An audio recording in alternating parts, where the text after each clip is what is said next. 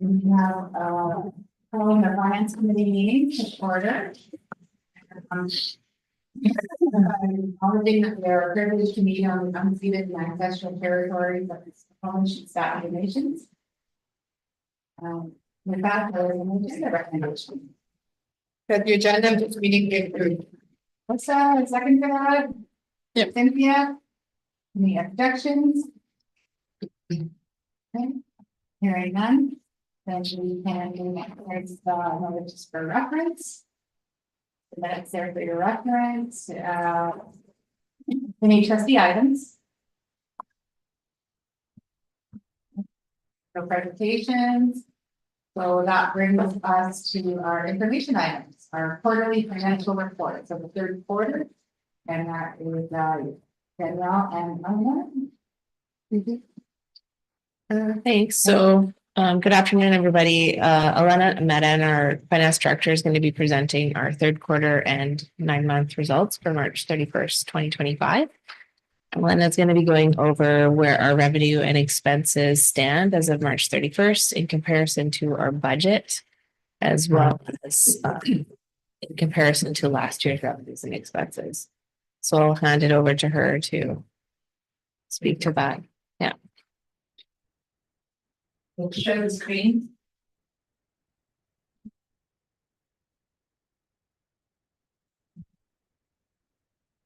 For the financial report.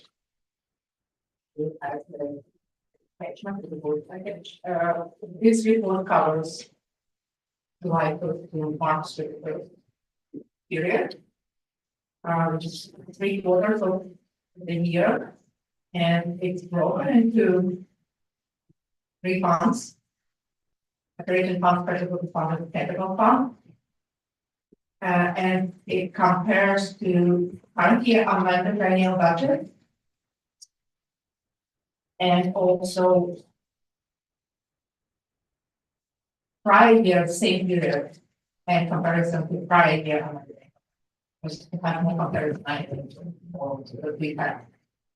Maybe that I'm mistaken where we at compared to the same period last year, the same budget.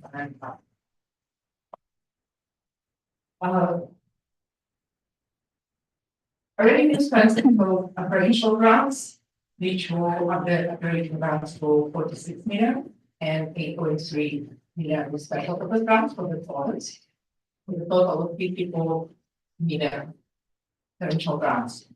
Local admission agreement was for 1.4 million. And international tuition fees under operating fund is 1.7 million. Slightly down from the same period of last year. Other fees and contributions category has a lot of items in it, and the biggest one is operating portion of school generated funds, around 1 million out of this 2.3 million, and also some revenues with other school districts and monetary portion of NOC grant. Rentals and leases for 342,000 and investment income 352,000. Capital fund revenue is amortization of traditional contributions of the assets, and it was 3.7 million. So total revenues was $62.8 million. And out of comparing to this year amended annual budget, 82.6 million or 7% of the revenue. If you compare to prior year, we had the same period 59 million of revenues. Compared to last year when the budget was 3 million or 71% of the budget. Expenditures are broken again into 3 funds and also into salary, wages, and benefits, which were under operating funds for 42.6 million and 6.9 million on the special purpose fund. Most of it is capital pension fund. But some other special purpose funds also have staff importance, like community or French maker or family makers. Supplies and services are under migrating from this 10 million and 1.4 million was on the regular accounts. And amortization of fixed assets is 3 million. The total expenditures under all three funds is 64.2 million, as we go to current year. Compared to current year under budget 90 million or 71% of our current year budget. The same period last year, we had 61.4 million three-quarter expenditures. Compared to last year, under budget 84.9 million or 70% of the budget spent on March. So current year surplus before appropriation transfers appropriated into three funds. There is appropriation fund 890 million and 498 thousand and 498,000 under the capital fund. So the total of 1.4 million. We budgeted 1,490,000 for 24-25 on the budget and the surplus before appropriation transfer and we budgeted appropriate 1.1 million from our surplus. With these appropriations and this spending on capital purchases of the operating funds, we are arriving here at the slide current year surplus after appropriation transfers to 65,000 of operating deficit. If we compare to the same period of last year, we go. There were 104,000 of operating deficit for quarter 2024 and a budget of 300,000. If this current year operating fund deficit is planned to be eliminated by the end of the year because we didn't budget for it. But if it does happen, it will slightly reduce our operating related surplus from 3.9 million to 3.875. 3 million.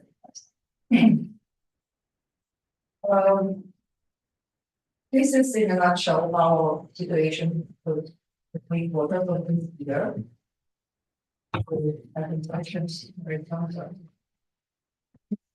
We feel confident that we should make it under budget. Last year we had higher deficit in the operating fund, and last year our lead provisions were a little bit out of, and this year we feel that we may make it budget. So we did it with it, and it's already May, and we will take from that. It is last year we did a change to the actually.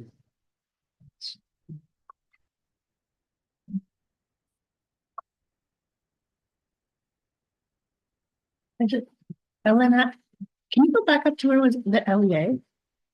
LEA. Yeah.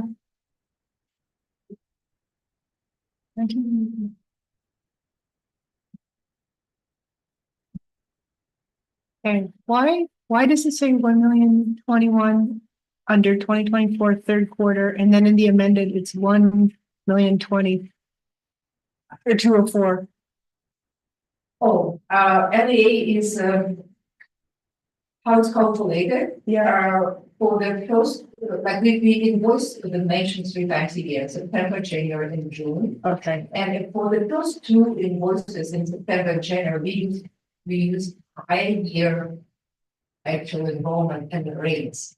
We adjust to current year actual enrollment and rates only in June and recalculate the entire year. So Okay. they're still using September 2023 complete enrollments and changes 2024 student rates. Okay.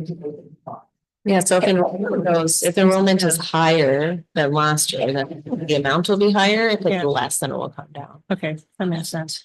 Celeste? That makes sense. I thought it was just all supposed to be the same every time. Yeah, no, I can wait. If you have if you have another one, Cynthia, go ahead. Nope, that's it. Wait, you're at Celeste. Okay, thank you. I just wanted to ask some questions about our accumulated surpluses and deficits after attending the BCSTA AGM recently. You know, we spoke with other school districts about the deficits that they're facing, and given that we are not going to be in a time of growth for the foreseeable future, just to have a clear understanding for myself and just to ask questions that may help members of the public have a more clear understanding of what's on this sheet. So underneath the first green line where we're looking at for the third quarter, 1.388 million in a deficit. We're predicting that the total for the year will be 1.49 million. Maybe Danielle, I don't know if you want to speak to this, or Elena, can you talk about the prior year surplus that's shown below, so the 1.158 million, and how this relates to the prior year accumulated surpluses that are shown below? The reason why I'm drawing attention to this just before you get into the answer is we are lucky in that we have these prior year accumulated surpluses that we can draw on, but these won't last forever. And some of them are restricted. So we're restricted in the ways that we can use them. So I'm thinking about looking ahead to years where these surpluses may be depleted and the difficult decisions that districts are put in when they're faced that. So a question that I have is, what is your prediction about how long we have before this money runs out? So I've given you a lot there. If you're able to speak to that, it would be really super helpful. Thank you so much. Alana, do you want me to speak? Yeah. I have one. Oh, sure. So where you see it where it says unrestricted, the 1,068,000 from last year, that's what was in our financial statements from last year. So that's where we ended up at the end of the year last year. And so that's where we would have started the beginning of the year at with for this current year. And then if you look at where it says unrestricted under where she has a budget bylaw, so do we want to just show it 0 there? Yeah. So we budgeted to actually not touch it at all for this year. Like we didn't want to dip into it if we could avoid it. So we didn't put that in the budget at all. So that's, we made a conscious effort to go meticulously through our budget last year, or sorry, for the current year that we're in, so that we tried to reduce dipping into that. Now, when Elena goes into the budget reading coming up here, that won't be the case any longer. So, so we have put in that we will be using some of that. And we can talk about that a bit further when we actually present next year's budget to you. But for now, hopefully that answers some of the question there. Sorry, can I ask a clarifying question, Rebecca, or I can wait and get back in the queue? No, go ahead. Okay, thank you. So I see that it looks like we have that 1.068 million, which doesn't seem to be very much, but we have more in internally restricted. So like, how many years would you say that we have, Danielle, before this money runs out? Well, we're looking like when we actually go into like the 25-26 budget, like it's looking very tight for the 25-26 budget. So you'll see that we're gonna be like pretty much at like the minimum amount. So we're pretty much there. Unless we make some big changes. So Right. So maybe in the next year, it sounds like you're saying we are going to run out of these accumulated surpluses that have allowed us to keep things going, but we're very, very quickly going to need to make difficult decisions about what will not be funded, which, you know, when we hear stories about this happening in other school districts, it's so very heartbreaking. The difficult decisions that the board in consultation with community needs to make. And so I think we need to underscore this many, many times so people understand what is coming and what we're actually facing. And I think we need to remember this when we're having a discussion in the open meeting later on about budgetary decisions and changes to lease agreements with our partner groups. I think that this needs to be at the forefront of our minds because this is scary. It actually is going to be maybe the most difficult time that we've ever had in the last decade, at least. And Rebecca, you would be able to speak to that better. But in my time as a trustee in the last 7 to 8 years, we haven't had to deal with this kind of thing. And I just think it really needs to be underscored. Thank you for that. Yeah, and I want to give your credit, Danielle, because you've reported out this. That the surpluses will only be lasting so long. Every time you provide the financial, you are mentioning them too. And so thank you for that. Yes, we are very concerned about all spending.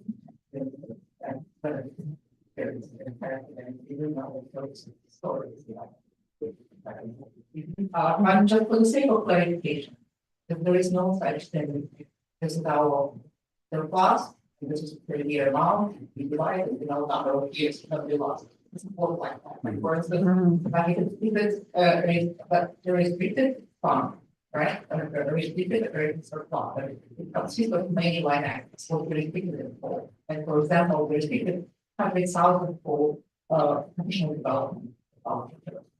Every year, they allocate more, they spend and they allocate again. So they receive funds from operating grants. So they allocated, okay, we had 100,000, we spent 50, we had 50 carry forward for next year with this restricted. But we got new funding for next year and we allocated another 80, and now we have 130, and we spent 80, we have again 50 carry forward. So it's not like straightforward, like no. Dive into zero. It just goes up and down, and it really depends how much we allocate every year for every restricted line item, and how much we spend. It's very unconventional that we overspend on restricted requirements. It may happen if we overspend on each individual line item, but overall it would never be negative. So it would be always something. So it really depends on our budget discipline, how we stick to our budget on every single line item. So we always, that's why restricted operating surplus, it's good that they're spending. We have something we have to spend. We earmark this money to spend it on this purpose, we have to spend it.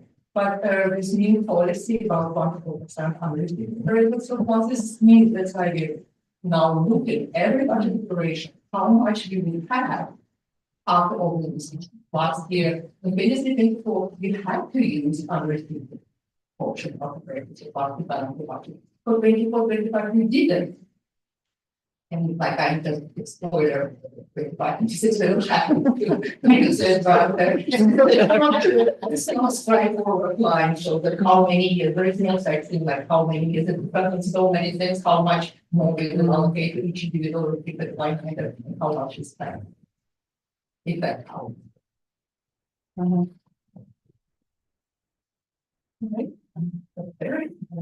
No questions? You haven't seen any answers.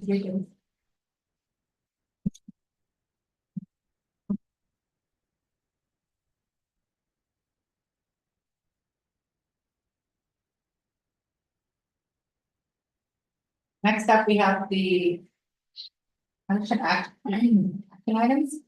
The first reading of the 2025-2026 annual budget and bylaw. And now you were. Yeah, I'll introduce Elena here. So Elena is going to be going over the budget for next year, as I mentioned. So this evening, we would like to do the first reading of the 2025-26 budget. Before Elena goes into the budget, and I guess I'm just going to reiterate that it's getting tougher and tougher for us to balance, and harder. So you will see when we go over it, it's a very tight budget. The budget presented today is based on very conservative numbers. We have managed to balance the budget and stay within the 1% contingency of our unrestricted surplus. And this budget will include, like as we mentioned, using some of our unrestricted surplus funds. And over the next month, we're going to continue to refine the budget for the June reading. I'll hand it over to you, Elena, to go through the details. Thank you, Danielle. Yeah. Okay, screen sharing. So this is, should I increase a little bit or everybody can see it? Maybe a little bit.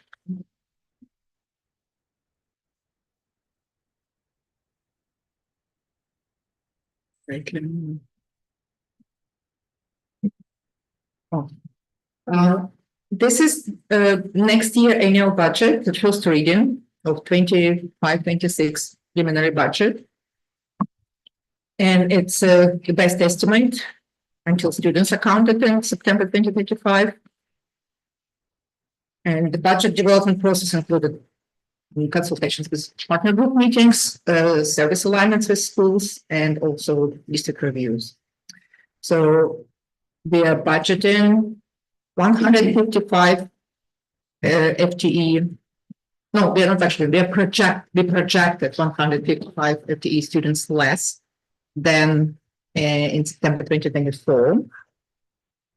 And operating grants based on this projection is 866,000 down comparing to 24-25 amended budget.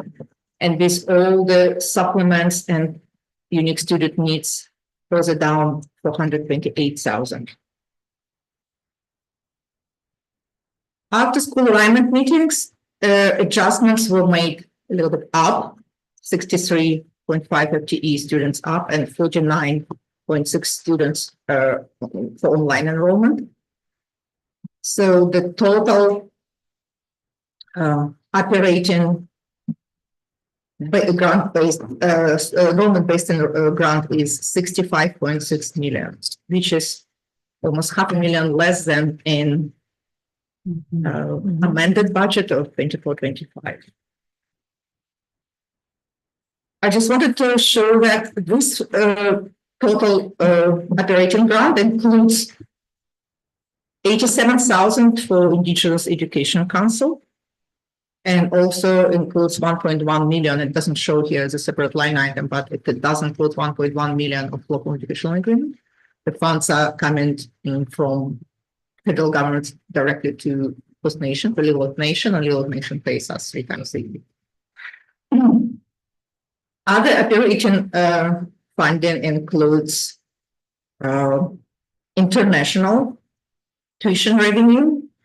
It budgeted 138 FTE international students, which is 15 FTE down from 24-25 budget, and it corresponds to 225,000 less revenue. The tuition fee per student is the same, like as last year. Other funding here is rental and interest income, a little bit of trade training initiatives. We also keep receiving the same funding year over year of pay equity, 371, and student transportation fund, 265. And there are 2 agreements with 2 different school districts for facility sharing. There is no labor settlement this year. Last year it was 1,019,000. This year, ministry announced that labor settlement amounts were rolled into new student rates. New student rates used for this budget, it's $9,015 per student, regular school age student, comparing to $8,915 per student for last year. So total non-enrollment based operating funding is almost 5 million. Other funding includes 10.9 million of special purpose funds. All funds in special purpose funds area are only those that are announced, that have been announced by the ministry, except tripartite transportation agreement 245. We included it because because we always get it. Because we do transportation the way we do it, no matter what. So we included this fund. Feed-in futures are announced slightly higher than last year. And Classroom Enhancement Fund, our biggest special purpose fund, is announced at the same level as the requested for 24-25. 8.7 million and 397,000 for overhead. The use of surplus. We have budgeted here a use of restricted operating surplus 1 million of those carry forward that we see that we are not going to spend this year. Special purpose fund carry forward includes only one fund, special needs equipment, and we also budgeted school funds, school surpluses to be carried forward, and we had to use unrestricted operating surplus in this 328,000 to balance the budget. Lisa has a question?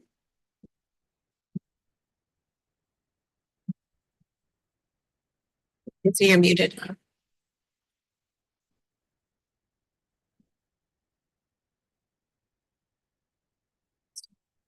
We can't hear you. She's talking. She's talking for sure. Lisa, if you're talking, we can't hear you. She knows. Okay. Technical difficulties. So sorry about that. So I thought that there were some ministry initiatives coming for the Seamless Day, because don't we have a couple of Seamless Day operations going now? Are we not anticipating fundings there?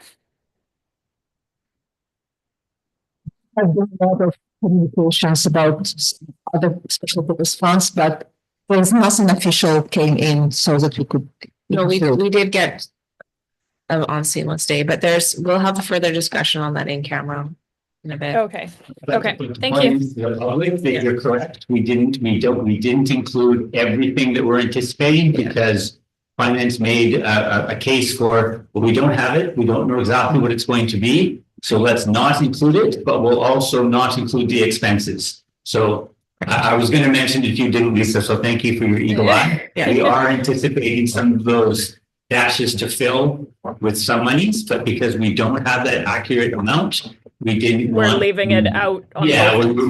I agree with, and thank the finance for being really prudent around that. So expenses are also not included in those areas because we don't know yet. So that will come in an amended budget. Okay, thank you for that. Just a Thank quick you. follow-up. Just a quick follow-up question. So for those who like to track the FTE, so is the FTE the teacher's FTE, or is that the support staff, the EAs? What are we totaling there on the K-12 FTE? Where are you looking? Sorry. At the per pupil at the very top, it says K-12 FTE on revenues. So That's is student. that our student population? So do we have a breakdown for what that looks like as staffing levels? Because to the point, we're eating reserves. So where are we at FTE levels for EAs, teachers, all those? How is that itemized on the budget? Is it? We will be looking at FTEs just in a minute.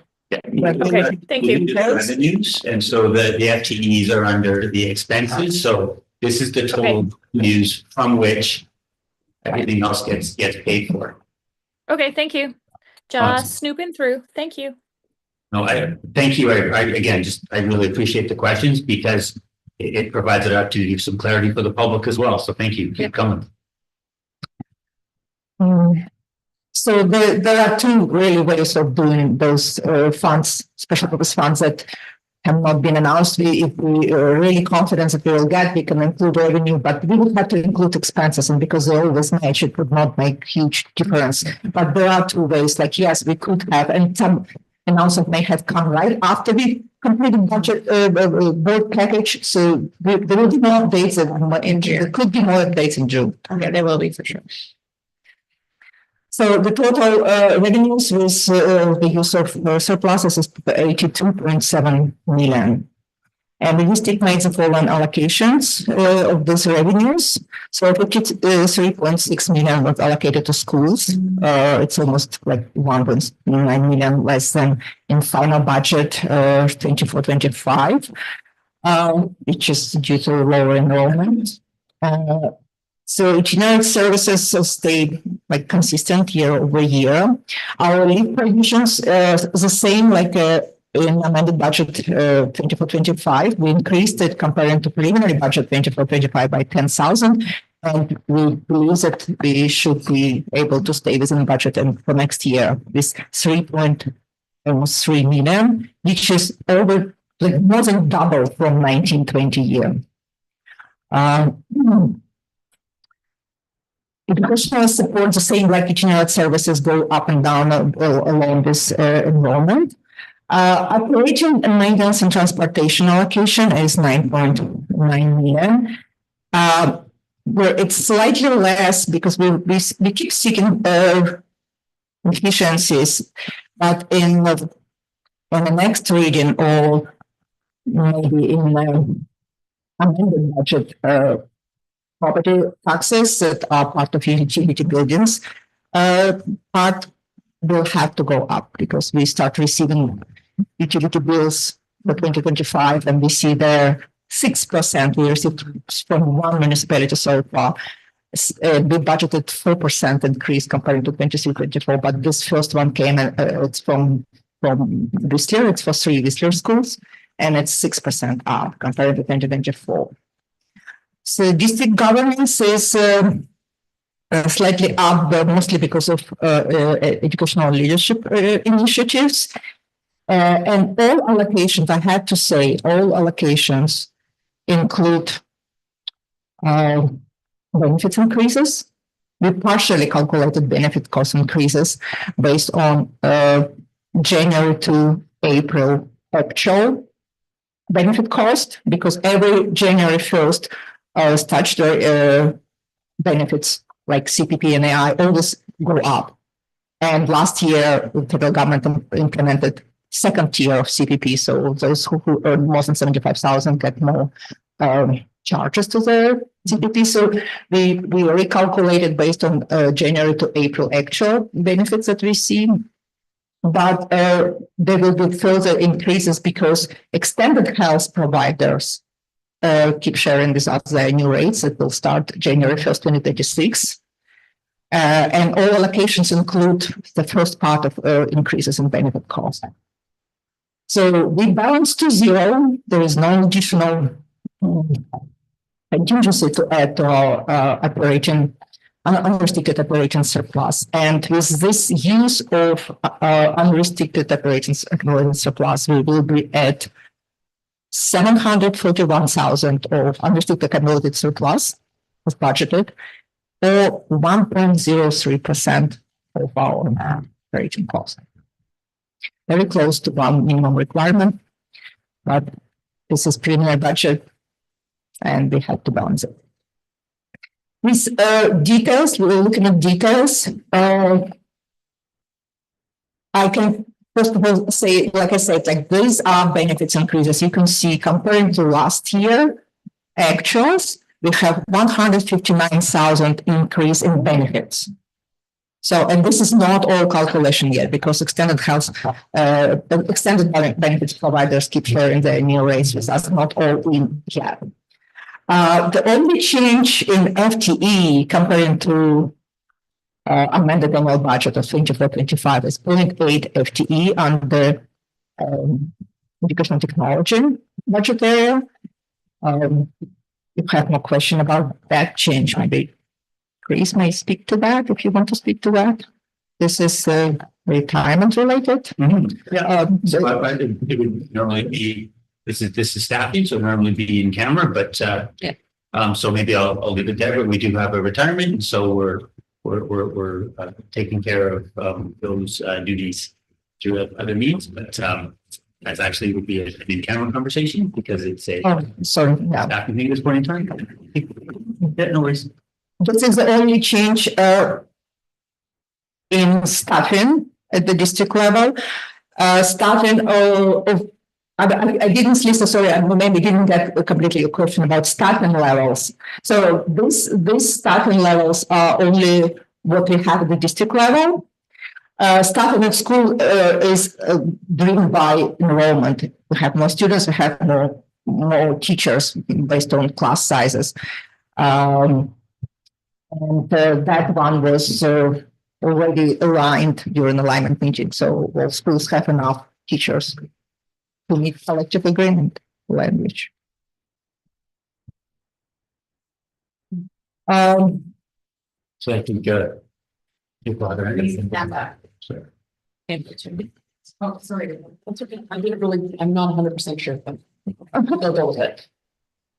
Do we talk now? Lisa? Okay. Yeah, April, were you going first or? Oh, go ahead, Lisa. Okay. So one of my other questions, just for clarity for me and perhaps the public, is the benefits. Is that just the medical plans, or is that also the leaves for staff when they're sick? Because it's really important that people realize that we're not getting reimbursed for sick time for staff through contracts right now. It's something that's come up at BCSTA. It also came up at CUPE AGMs. So the funding model to ensure that entire collective agreements are being funded is something that is top of mind for every district. So is this benefits line including those wages that are paid when staff are ill and off on medical leave? Increase medical leave provisions in this budget. We kept it exactly like we had in a 24-25 amended budget, but if we incorporate the benefit part of it, we may have to go up. Just not because number of days on leave will increase, but just because cost of those days went up. Wait, I'm just gonna jump in for a second. I think it's we said that sick leave is factored under the leave provisions. Okay. And I reported earlier that that's doubled over the last several years. Yep, So the benefits, I think, are just the benefit of extended is health separate. and employee pension and those types of items. And to your point, it is not fully funded by the grants that we get. It comes out of operating when necessary. And that's an item that has been brought forward at AGM many times, especially since COVID. Yes. Yeah. So I have April, and then I have Cynthia, and then I have Celeste. So hopefully I didn't miss this, Alana, but you were talking about that it's fully funded, the collective, like this budget's fully funded, the collective agreement is there. This is a bargaining year. Are we projecting anything in respect to that with this budget, or will it not affect this upcoming budget? Well, then we only have more information because a lot of dates in this area comes to secretaries and the superintendents, but as far like how this particular budget region was prepared, we didn't include any increases because new student rates, it was announced that new student rates cover unionized employees increases coming up. And if there's anything beyond that, there may be labor settlement announced down the road, but we haven't heard about that. Okay. Yeah. So there's nothing So included. so if I could just get this just for clarity, so what you're saying is if there is a increase in teacher salary that the ministry has said that they will fund that by an increase in the per student ratio or per student funding, is that? They haven't come out and said that, but they usually do. Like they would, they So would that's why also, it's not. not just teachers, but union. Yeah. Thank you. I did not At pursue this point. like. Yeah, I figured, but I thought maybe we project a lot of things. Mhm. Yeah. So- Yeah, we don't. We don't project this. Like, it's still they have. Yes. It's Okay. wherever. Yes. Gotcha. Yeah. Thank you. I'm just curious about the benefits. Like the benefit package that the staff receive, is that package consistent throughout the entire province, or does each district buy a package from a provider? So there is a provider, and the provider will tell us like what the package is, and they'll say, you know, you have an option of like leaving it or increasing it, but if we don't increase it to what like they're suggesting, then we won't be in line with other school districts. So Okay. we basically, Okay, we basically like whatever they present, I think pretty much all school districts will adopt Okay. whatever it is. okay. So that would include like coverage for like glasses. Yeah. It would be like Physio, counseling, all those physio, like all of that Yeah. stuff. Okay, and does every district use the same provider? I'm not Yeah, it's all sure. I'm not sure. I think for the most part, yeah. Blue Cross. It's Blue Cross. Okay, But what's important to state though, and again, we can't get into in-camera bargaining items, but there will be there are some local agreements that have, for teachers, for example, that will have some different and additional benefits around leave provisions or around, like monies for, educated operates, which as you know, we have, not all districts have that. So there will be some differences amongst districts that's, argued at the local level. okay, But things like healthcare, for example, is consistent because it's a BCT, a collective agreement that Yeah. we're all beholden to. okay. So there's not a lot of wiggle room to, No, like have a less expensive benefit package. No, no, and we That's want to support our teachers to ensure that we remain competitive with other districts as well. 100%. and some of it, we're just stuck with like when CPP goes up, like there's nothing we can do. That's a federally legislated thing, right? So. Just to clarify, this increase, 159,000, doesn't include extended benefit increases. So. Not yet. Not yet. So those 159,000 increase is based only what we know that starting January 1st, 2025, CPP and AI went up. But benefits providers like Blue Cross, Desjardins, they just keep giving us what their rates will be starting January 1st, 2026. Okay. And this is another half of our year. We have to estimate how much it will affect our entire 25, 26. Because half of year we have increased rates from. Yeah. Them. You're budgeting. Yeah, that's right. Celeste, you have a question? Yeah, thank you. So just going back to the operating budget summary, I think a comment on this document, and I think it's been modified over the years and is definitely getting easier to read. But for the benefit of members of the public, I wonder if having a legend, so some of the acronyms could be defined, may be helpful, may also be helpful for members of the board.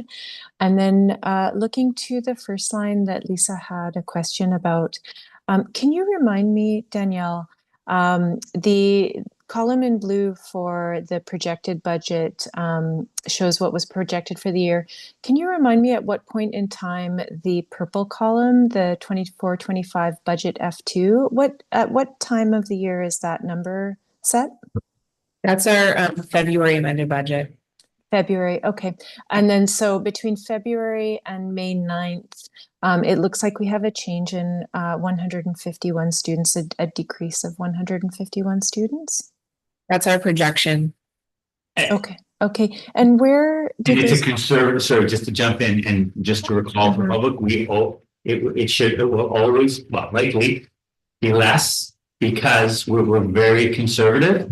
Because as we know, we'd much rather be able to celebrate the fact that we have more students than our conservative projection, because that not only means more revenue coming in, it also potentially means the hiring of more teachers, the opening up of more classrooms, which that requires, if we were to always be on the money, if we were made mistakes, it would be the opposite. We would be underfunded and then have to make some decisions which would be, problematic for folks. So we never want to overstaff at the projection stage.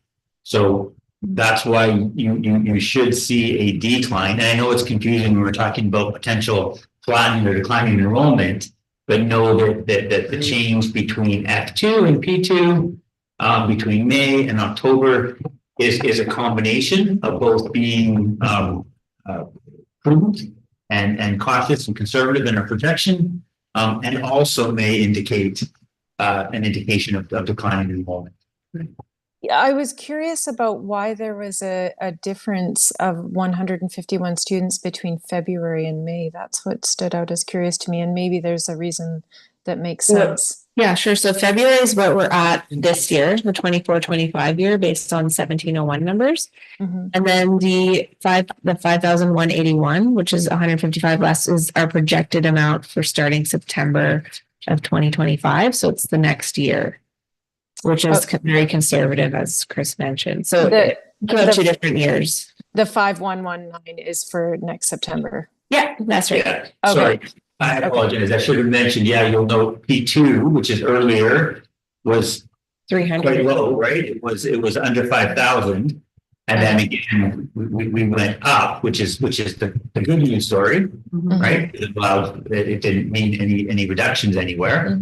And so we're doing the same thing again. Thank you for clarification. I think I messed up that explanation, so thank you. Yeah, no, it's okay. It's okay. That is much easier to understand. So, like I said, just in the interest of members of the public being able to better understand this document, if there's any changes, if we can always work towards readability and understanding. I also had a few questions about the budget detail, if I can ask those now. Yeah, okay. Let me just open up that document. So thank you very much. I would say the same thing about acronyms in this document. If it was ever room to add a legend, I think that it's always good. So I see that there's a 0.8 FTE reduction in education technology for 25-26. Can you tell us a little bit more about that?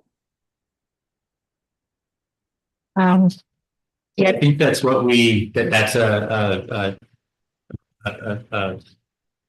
it's been announced by the individual, but it has to do with the employee, has to do with a retirement and just a shifting of responsibility.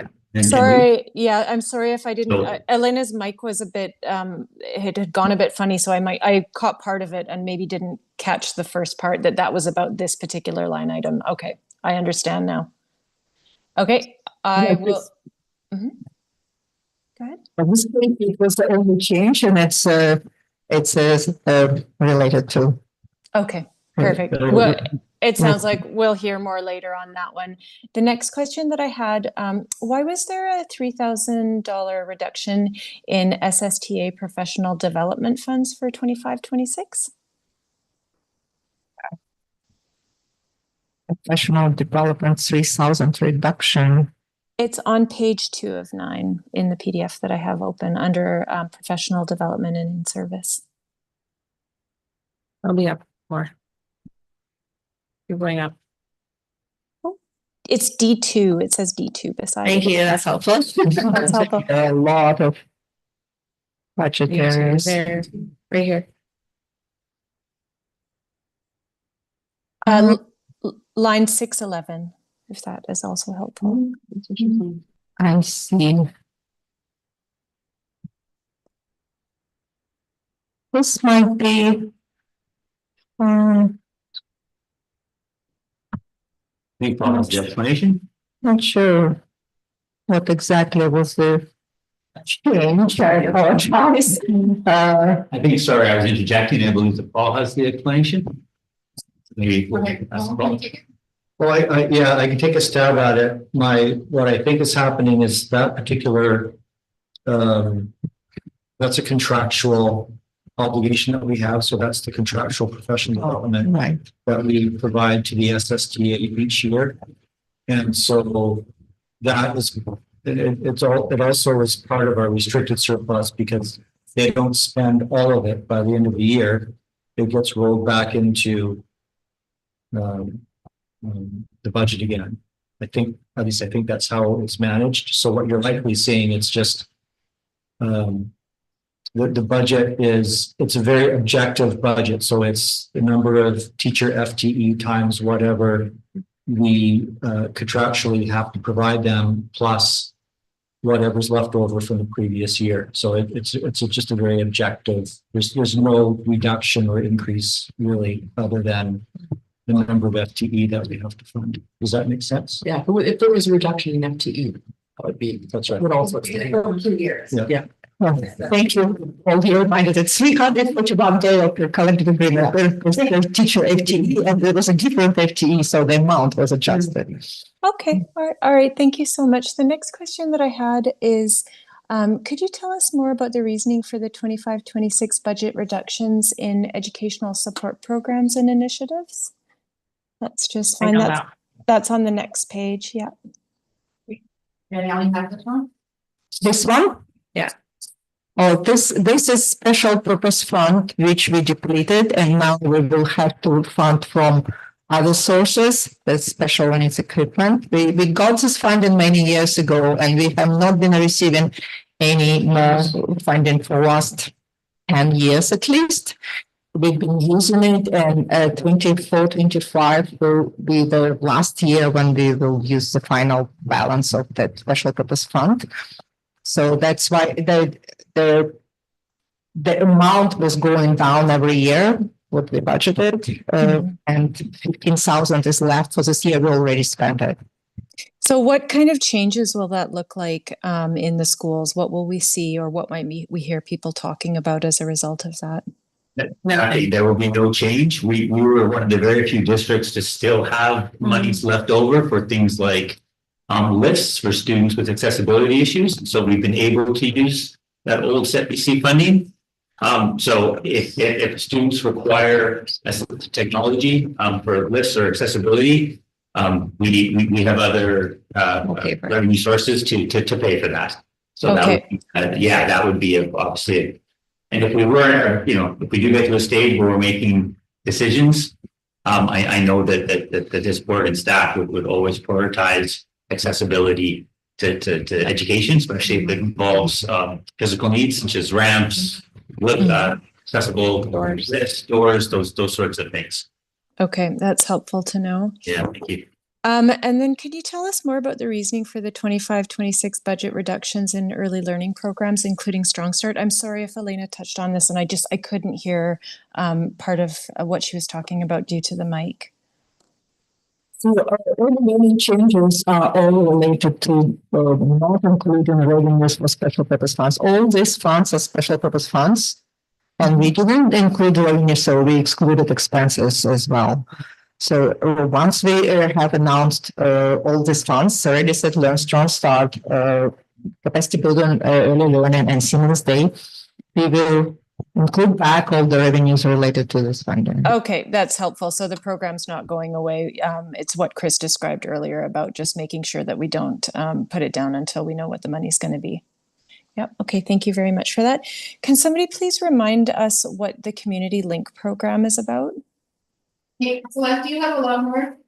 Just Lisa has her hand up for quite some time, and oh yeah, sure, I can wait. I have probably 4 more questions, but go ahead. Okay, and we have 6 minutes to log into our next public meeting.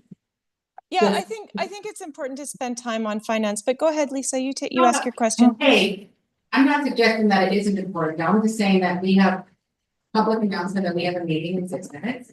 So if we need to put this one on hold and pick it up after the meetings at the end of the day, we can do that.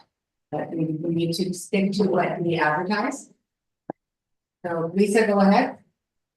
So sorry, Celeste.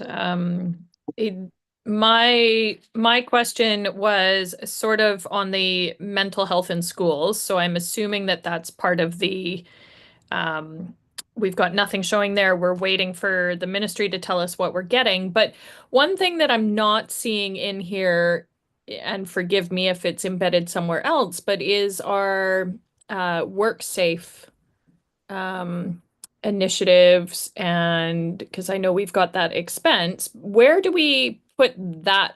Where is that line item? believe it's under OH and S. I just can't recall at this point in time what the exact Okay. budget number is. My apologies, but No, all good. I did, no expectation to know where they all are. I was just wondering where the OH and it is S. in there. Okay. Yeah, four, five, F5, 456. You'll see other employee wellness, all under business services.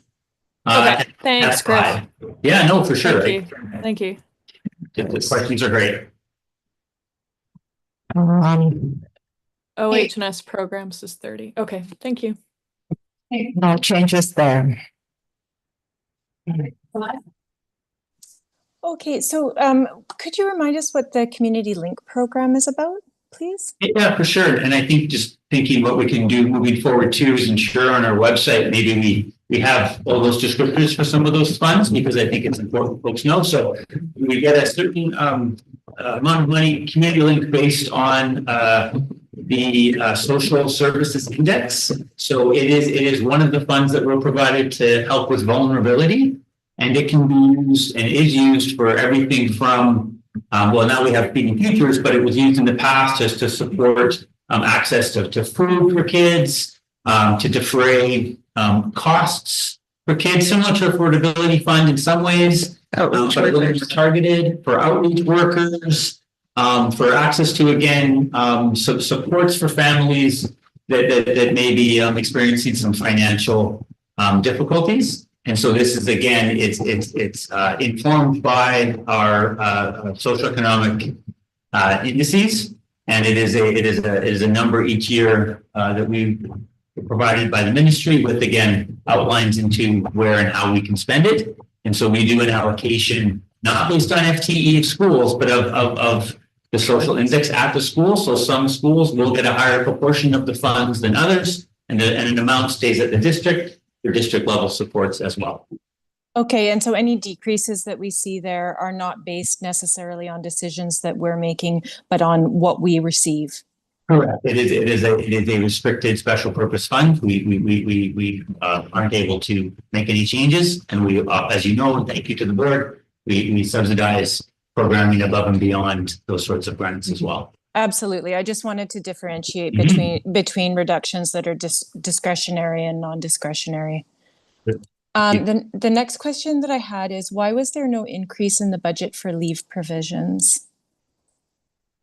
There is no increase. No, we didn't increase it. So I think we're gonna have to go into recess.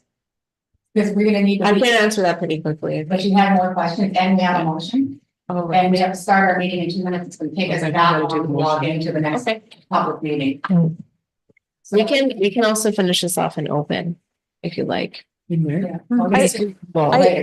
So it's 1:58, I suggest we recess and log into our committee of the whole. So we don't want to do the action item and the motion? No, we have more questions, and we don't have time, we need the 2 minutes to log into the committee of the whole. Okay. Got it. So we're recessing the finance meeting. Thank you.